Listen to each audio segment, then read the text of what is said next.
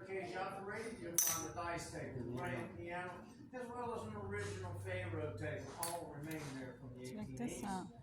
Then the short stairs up onto our backstage. There you'll find portraits of the performers that did appear at the birdcage. Also several antiques in Tombstone. A horse-drawn hearse, one of 8, manufactured in Rochester, New York. In 1881, it is the last of the 8 known to be in existence. They called the model the Black Maria. They trimmed it in 24 karat gold and sterling silver. It's valued over $1 million today. Down the stairs and into our poker room at the foot of those steps. The original table with chairs for the longest played game in the West. 24 hours a day, 7 days a week. 3 days. $1,000 to enter that game in 1881. And these floors that you're walking on, the very floors of some of the most famous characters of Western history stood and walked from. Standing on the